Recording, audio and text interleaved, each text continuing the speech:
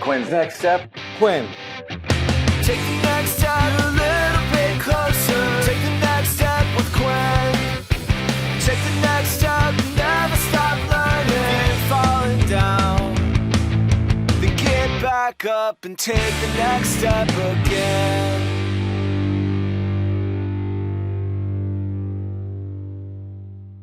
Welcome to Quinn's Next Step. I'm Quinn. Today I'm here with Tim of Wimberley Valley Cigar Lounge in downtown Wimberley.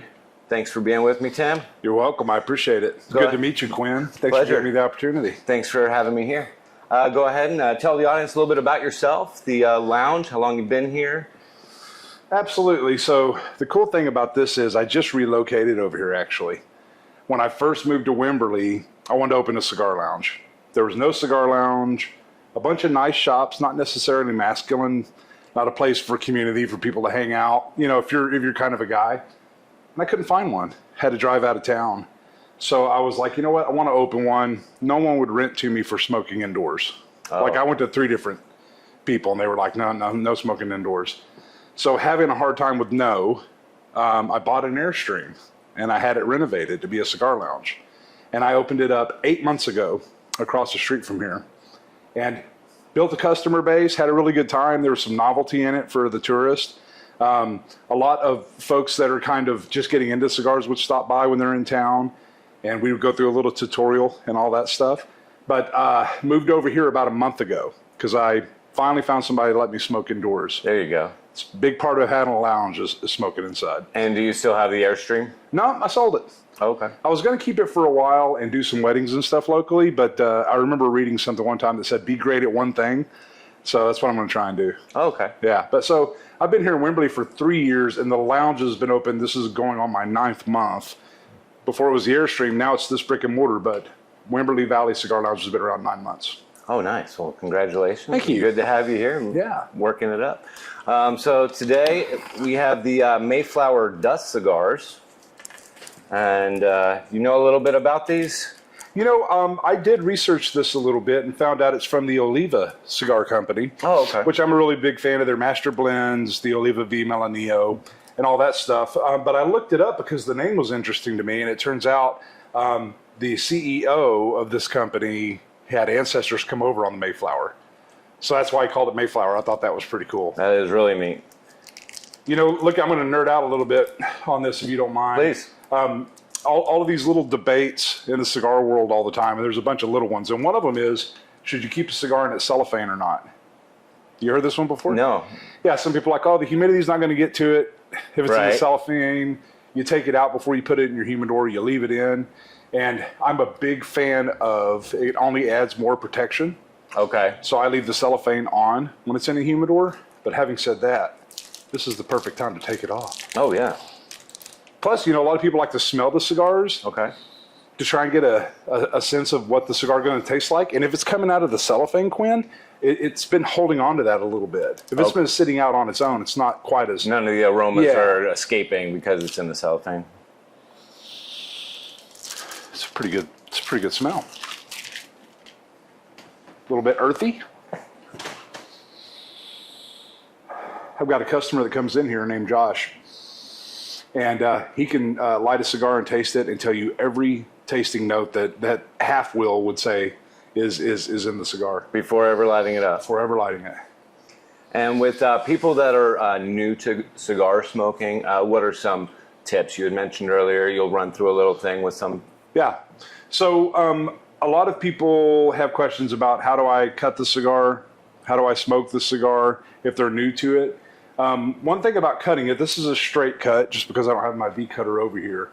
There's a little cap here. If you look close, you can see the line going around. What you want to make sure and do is not go past that cap, because if you go past that cap, the whole thing will unravel. Gotcha. That cap is essentially holding the wrapper on. Would you like to get the V cut instead? No, I'll do this one because it's actually will give folks an idea on cutting. Here's a little trick. When you're cutting your cigar and you don't want to cut too deep past the cap, set it on the table. The depth of the table, squeeze. And it's a perfect cut every time, and it doesn't go beyond the cap. Oh, okay. Oh, yeah. How about that? Nice. So all it is protection against overcutting the cigar. Sure. You know, you set it on the table and you cut it. Now with a V cutter, it's going to have something that keeps your cigar from going too far.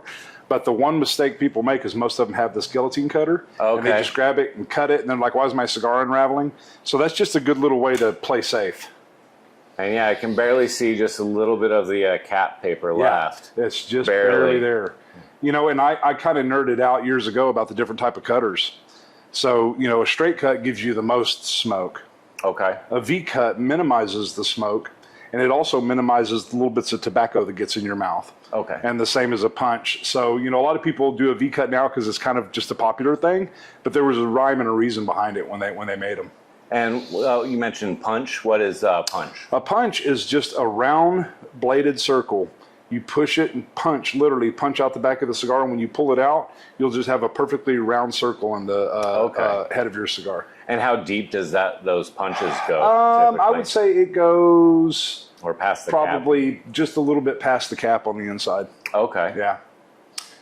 When I'm doing a tasting, Quinn, or I'm kind of trying to figure out the taste of a cigar I haven't had, I'll do a little bit of cold drawing on it. Okay. So cold draw, meaning the cigar's not lit. There's no heat coming through it. And if you'll do it with me, taking a big pull, try and hold some of that air in your mouth. So I can already tell you this is going to be a milder cigar because you're not getting a lot of the flavor with the cold draw, and that's not unusual. That's very common. If this were a Maduro or something and you did that, you'd probably get a lot of the tasting, the hints of whatever. Yeah, I'm not getting a whole lot of spice. Something a lot milder. And it's kind of tobacco-y. Yeah. All right. Definitely. So you want to talk about lighting it up here? Definitely. I think it's important if people are just getting into cigars for the first time, what you light it with matters. Okay.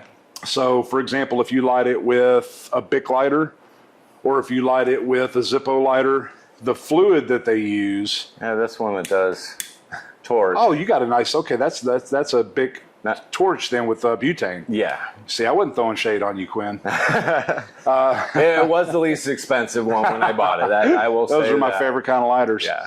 But you want to be careful, though, if it's a Zippo or something. Because, you know, when you open a Zippo, you can smell that smell. Right. You're really going to draw that scent and flavor into the cigar. And at least for a while, it's going to taste a little bit like that.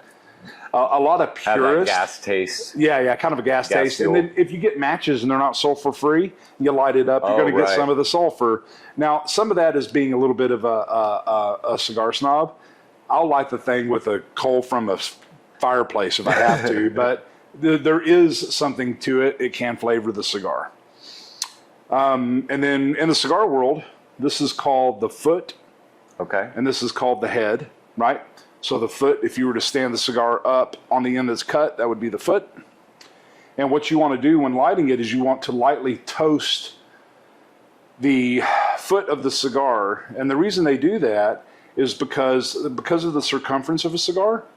If you try and light it like a cigarette, you might not get it lit evenly, and then it'll burn uneven throughout the cigar. So because it's a lot wider than a cigarette. It's a lot wider, yeah, the circumference of it. So you want to toast it in order to ensure an even burn throughout the cigar. Okay. But when you're doing it, you got to make sure not to blacken the outsides. Don't get the flame so close that you're blackening the outside of the cigar, because that'll also impact the taste. What I do is I light the lighter and I slowly get to it. See where the flame's not even touching it, but it's making it. Oh, barely. Yeah. I toast it like that. And then we were talking about some of the educational stuff when people come in learning how to smoke cigars. And it's kind of a silly thing, but everybody's seen someone do it. When you light a cigar, it's like kissing a baby's belly. Even if you haven't done it, you've seen somebody do it. Mwah, mwah, mwah, mwah. Okay. Right? Yeah. Kissing the baby's belly. So I'm going to do that real quick.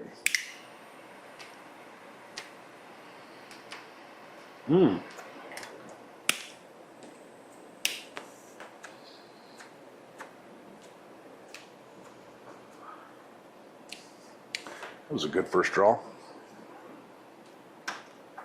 And then the second question people would ask me after they light it, they're like, yeah, but I know it's not like a cigarette.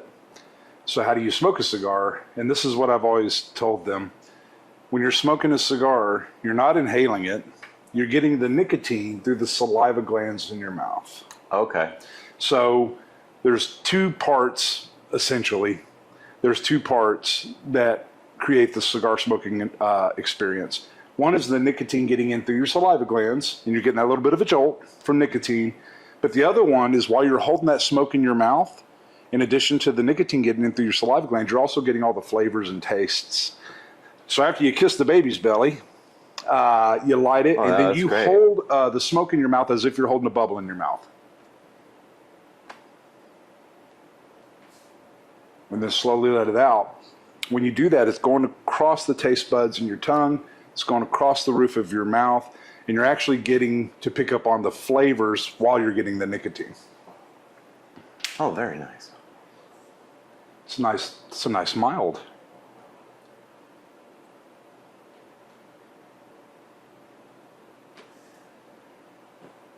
And so what do you recommend as far as different brands or types of cigars or makers, especially for somebody that's new? They might not know what flavors they're looking for, or like you said, a mild or a medium or full flavor.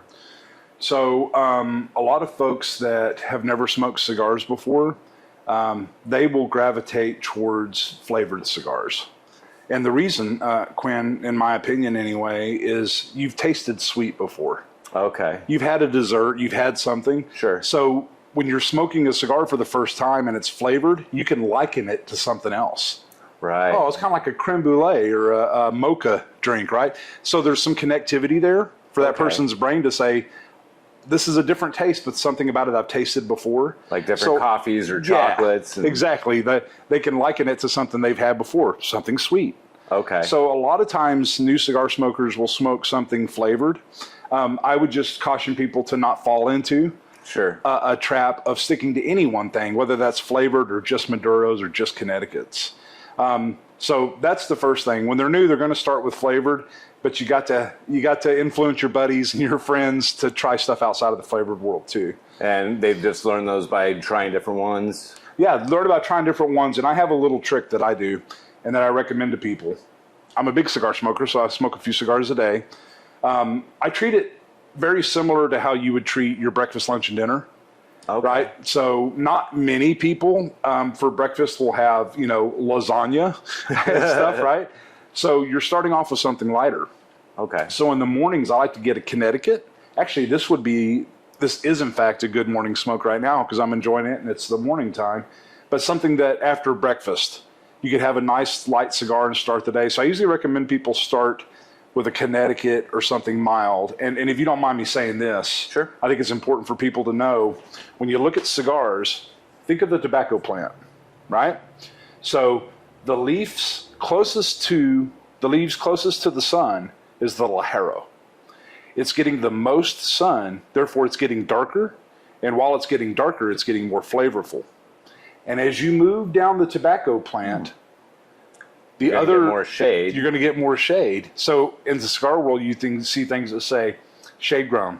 Oh, okay. Sun grown, right? So when you're moving down that tobacco plant, you're moving from the most intense, the most sun, the most flavorful, and you're moving down into the shade obscured by the other leaves, and it's creating a lighter tint and less, I wouldn't say less flavor, but not as robust. So that's the difference between the darker cigars and the lighter colored, color-wise? That and however the cigar maker chooses to cure them. There's, and I won't pretend to know that. If I knew that, you and I wouldn't be sitting here now. We'd be at my tobacco farm. Right.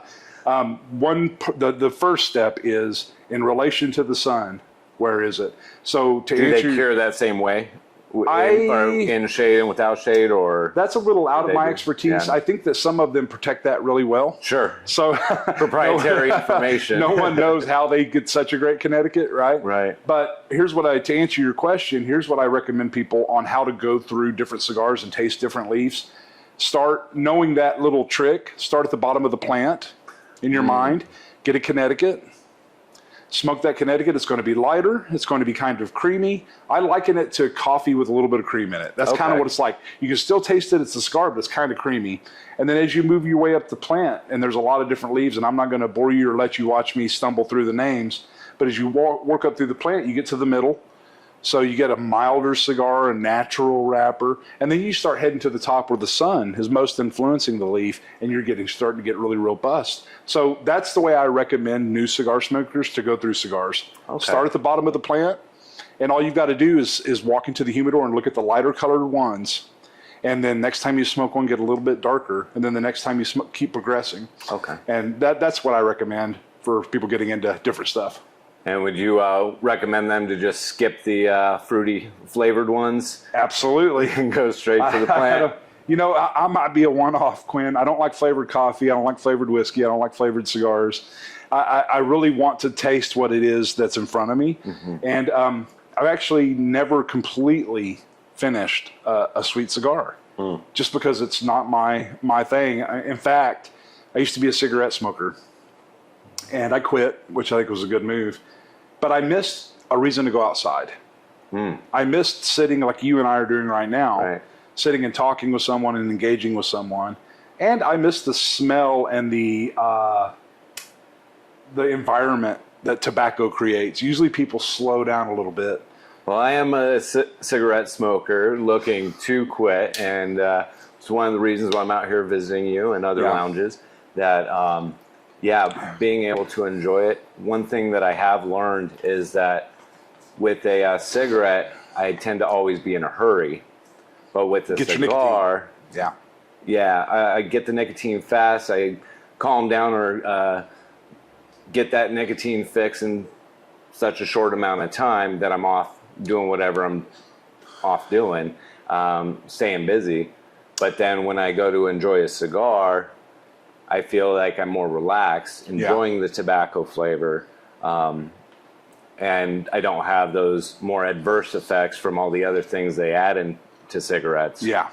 And not inhaling, probably going to help me in the long run. Yeah. Well, getting people off of cigarettes and onto cigars is just one of the many services we offer here at Wimberley Valley Cigar Lounge.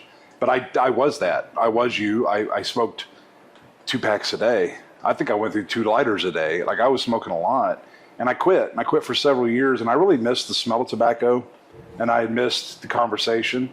And my wife and I were in New Orleans, and we went to the cigar factory on Bourbon Street, and the guy put a La Palina Maduro in my hand, showed me how to cut it, light it, and enjoy it, and I was immediately hooked. I thought it was great. So I started at the top of the plant. I went straight to the darker leaf, and for me, I had to work my way back down that plant a little bit. But for the cigarette smokers out there, you are still getting nicotine. Right. And I don't know that there's ever a healthy way for nicotine to enter your system. I know there's a debate out there, but I would prefer I get some nicotine through my saliva glands rather than sucked into my lungs. Right. So you can still get your fix if you're looking to get off those. Well, like you said, you get just the nicotine. Yeah. Versus all the other stuff. And cigarettes really aren't, it's not the same game. That paper and that tobacco and all that stuff is, so a tabacalero is the top person at a tobacco farm.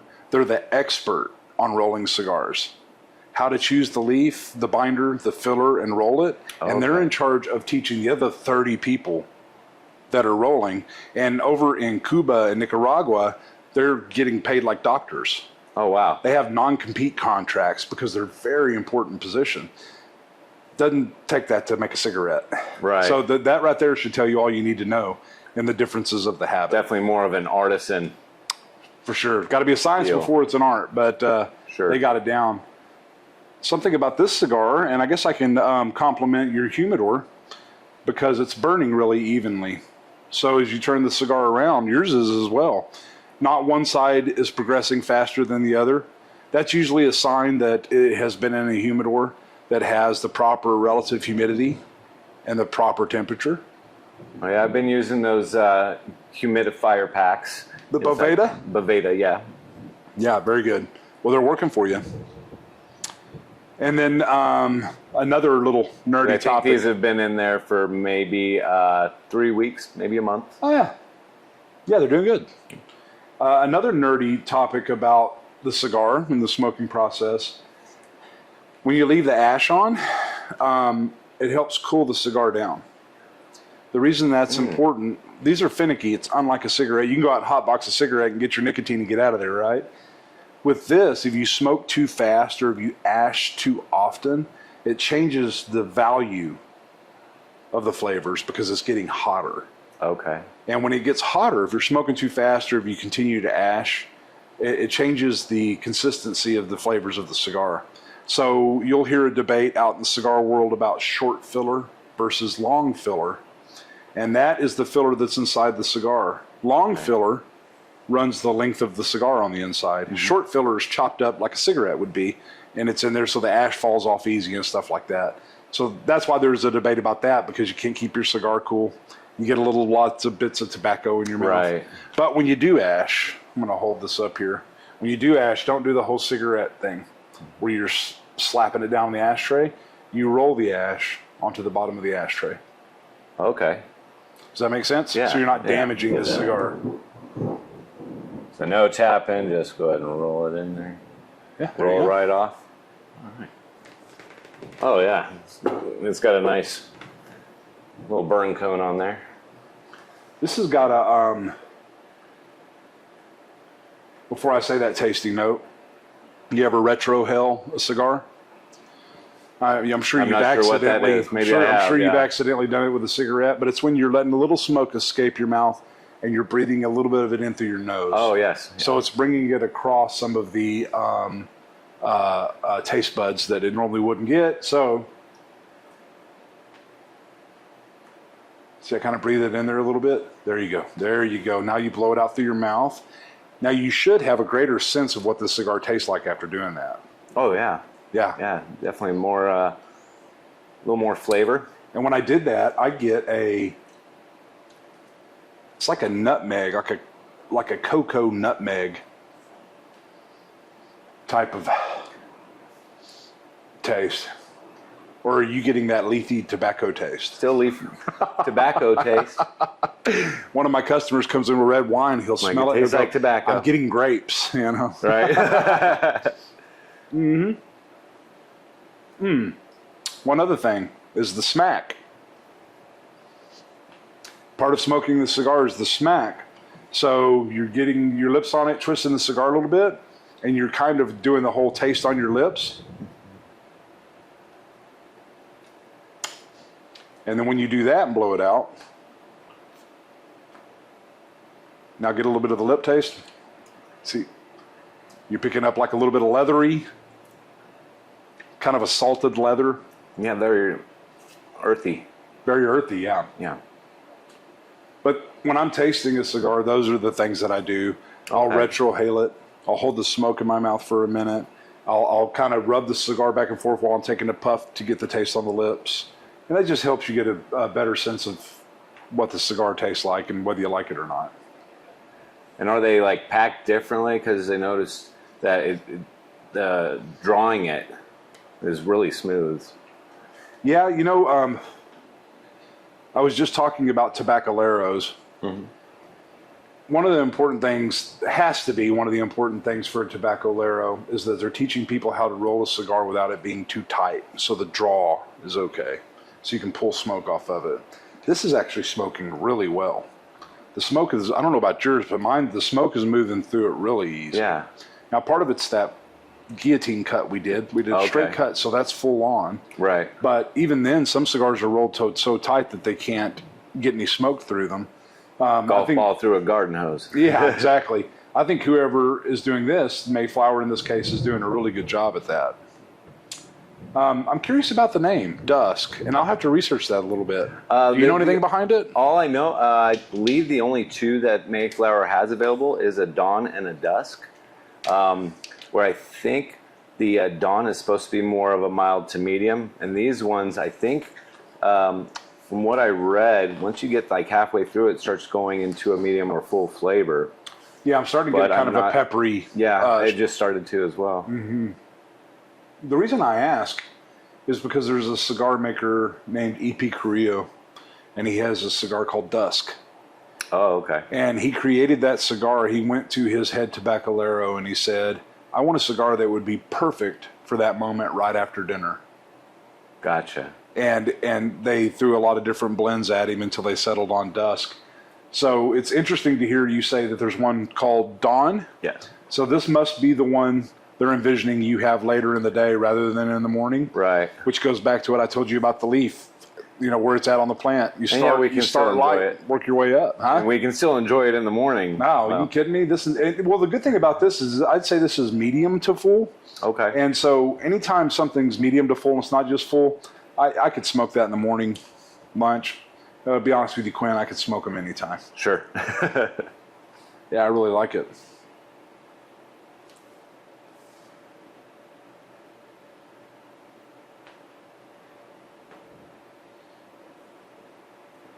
Yeah, I had one on a DW Friends podcast. I went onto their live stream once and enjoyed it. Tried to get Michael Knowles on to enjoy one with us, but Didn't work out. yeah, we were unable to get a hold of him. Who knows? Maybe after seeing this, Yeah. we'll sit down and or come out here to Wimberley, Texas, Wimberley Valley Cigar Lounge, and have a Mayflower with us. You won't be disappointed. I'll have to stock these in the humidor. This is really good. You know, there are some cigar makers, speaking of the draw, like your pull right then was great. You're getting plenty of smoke from it. There are some cigar makers that do it really well. Oliva's one of them, and Drew Estates is one of them. I don't know what they do to their tobaccoleros, but those folks know how to make a cigar I've never had a bad draw off of. And this is very similar to that. The draw's been perfect all the way through. And you said that these came from the Oliva? What I researched, this is an Oliva-made cigar that's sold exclusively through Mayflower Cigars. Nice. Yeah. It's really cool, and it's a great band, too.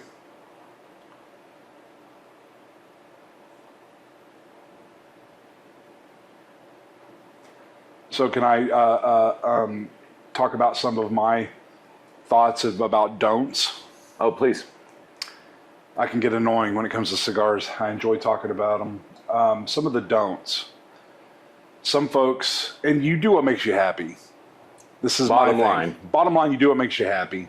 But I always want to talk about some of the pitfalls of some of the things that may make you happy. Some folks get their cigar and they dip it in the whiskey. And they're doing that to get a little bit of a whiskey taste on the head of the cigar. What you run the risk of doing when you do that is it gummies it all up. And it gets really wet. And you can't draw any smoke through it. The same thing if you're kind of chewing on it. Be all soaked, yeah. Yeah, it's just soaked. If you're putting a lot of saliva into it and you're chewing on it or you're dipping it in whiskeys and stuff, you're going to block up some of that smoke coming out. What I would recommend people do is take that draw off the cigar that they want, blow it out, and then grab their whiskey and take a little sip, or take a sip of whiskey, then take a draw off of it without putting the cigar in jeopardy of not being able to smoke. Okay. If that makes sense. Yeah. And then this next thing that I've only seen happen in person once. I think Arnold Schwarzenegger told a story on a talk show where he took Jimmy Fallon to someplace to smoke a cigar. Jimmy Fallon was nervous about it because he hadn't smoked a cigar before, and he saw that what the aficionados do is they lick the entire cigar Oh my goodness. to wet the leaf Right. to keep it from burning too fast. And of course, that's not that's not accurate. Yeah. And I wouldn't advocate for that. Okay. But apparently, to finish out the story, Arnold took him to this really high-end place. They had nothing but the best cigars available, and Jimmy Fallon started licking his up and down, and Arnold was ready to get him out of there. So don't be Jimmy, be Arnold. Right. When it comes to smoking Oh, I cigars. couldn't imagine my first cigar being with Arnold Schwarzenegger. No. Yeah. Your first anything with Arnold's probably going to be weird. The guy's Right. pretty competitive. I'm pretty sure he's going to blaze past most of us doing something. Yeah, I'd be in the same situation as if, like now, I want to learn. Teach me. I'm not going to go lick something up and down just because I saw it in a video once. You know, good. I'm not going to either. Right. I do recommend people, when they're getting into cigars, it's not like a gym. Like if you're getting into working out and you go in, you're going to be a little apprehensive and uncomfortable, and people that seem to know what they're doing are going to be next to you working out, and you're going to be self-conscious. A cigar lounge isn't that way. At least it shouldn't be. It certainly isn't here. I have folks come in that are big-time cigar smokers, and they know their stuff. And then I have people come in that are novice and they really want to get into it. And a good cigar lounge is a good cigar lounge will make it an applicable environment for all those folks. But I would encourage people to not trying to get into cigars just sitting out on the back porch. Come sit with folks like we're doing. This is very typical of a conversation that takes place here all the time. Someone's newer to cigars and somebody will give them hints. Nah, don't inhale it like that. You know, take a little bit slower of a draw. So if you're really wanting to get into cigars and you're really wanting to get into the culture of cigar smoking, get to a cigar lounge. I prefer it be in Wimberley, Texas at Wimberley Valley Cigar Lounge, but get into a cigar lounge because, you know, you never want to be the smartest person in the room when it comes to stuff like this. Right. I learn something every day in here from someone else about cigars.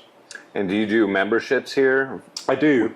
So I actually just sold the last membership locker that I have, which has prompted me to order more member lockers. But we have a membership here for a year. It's $350 for the membership. You get a humidified locker. You get your choice of a free hat or a free shirt.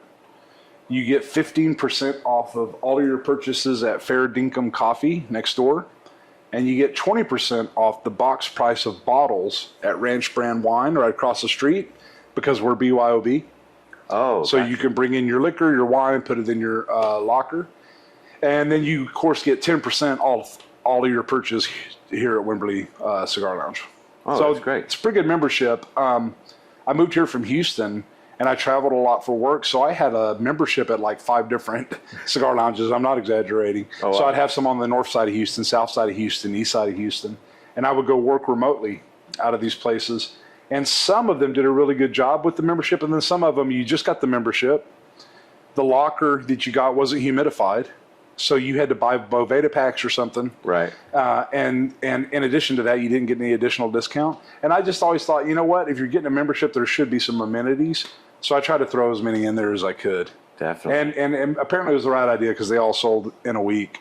Well, Tim, thank you very much for joining me today. Appreciate all the knowledge you've given me, and definitely come out and see Tim at Wimberley Valley Cigar Lounge here in Wimberley, Texas, in between Austin and San Antonio in the Hill Country. Anything else Quinn. you'd like to? I appreciate it. I really appreciate this Dusk Mayflower. It's fantastic. It was the perfect stick this morning. Went well with the coffee that I just finished. And thanks for being so easy to talk to. I really enjoyed it. Appreciate you, Tim. Thank Thanks you. for having me. You got it.